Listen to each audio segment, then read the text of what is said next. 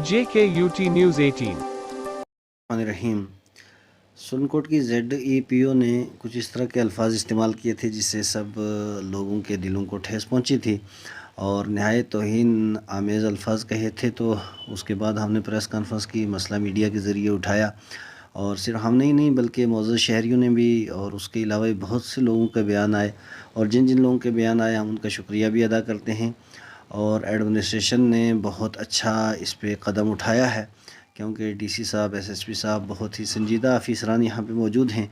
तो जो CO साहब हैं उन्होंने भी आर्डर निकाल दिया है और जो SDM सुरनकोट है उन्होंने भी जो आर्डर है वो निकाल दिया है, इंक्वायरी बिठा दी है। और उसके बाद हमें उम्मीद कामिल वासिक है कि उसके ऊपर अच्छी कार्रवाई होगी और उसको वहाँ से जो है वो ट्रांसफ़र कर दिया जाएगा और उसके बाद कानूनी कार्रवाई भी होगी।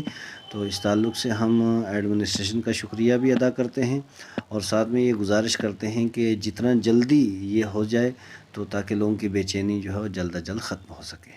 पहली बात यह है कि सबसे पहली और बुनियादी चीज़ है कि उसको ट्रांसफ़र किया जाए और उसके बाद जो कानून कहता है, कानूनी हिसाब से अब साफ ज़ाहिर है कि यहाँ हम एक सेकुलर मुल्क के अंदर रहते हैं। यहाँ पे किसी की कोई मजहबी हुकूमत नहीं है, सबको बराबर के इख्तियारात हैं और सबको बराबर, सबको मुकम्मल तौर पे जीने का हक़ है।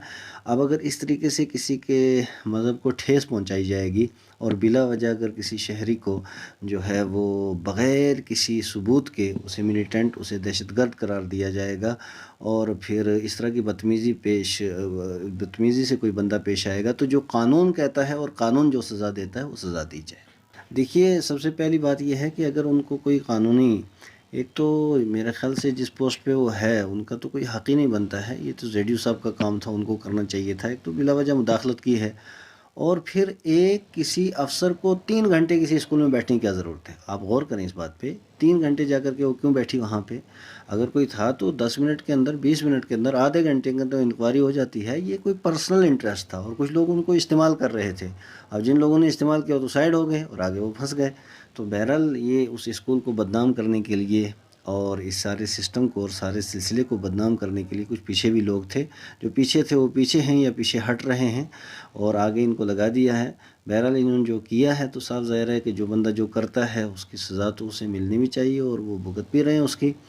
तो ये से प्लानिंग के ज़रिए एक स्कूल को सारा सिस्टम जो है वो डिस्टर्ब किया गया और उसकी एक मेन वजह ये भी है कि जिस तरीके से यहाँ आपको मालूम ही है, अच्छे तरीके से अब बात आ गई है तो मैं कह भी दूँ कि कई प्राइवेट स्कूल होते हैं, मसलन एक अकेडमी में बच्चे कम चले जाते हैं, दूसरी में ज़्यादा चले जाते हैं। ये कम फ़ीस ले करके बहुत अच्छा काम कर रहे हैं। अब कई अकेडमियों वाले भी थे, उन्होंने इनको चढ़ाया उड़ाया, तो अब अल्लाह जाने और बीच में क्या मामलात होंगे।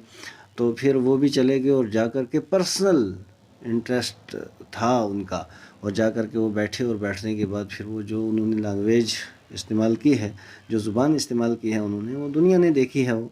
तो बहरहाल एक अगर कोई तालीमी इदारों, क्योंकि तालीमी तो इंसान को इंसान बनाती है और तालीम के साथ जिस अफसर का ताल्लुक़ हो वो इस तरह की अगर ज़ुबान इस्तेमाल करेगा तो बाकी वालों का क्या होगा।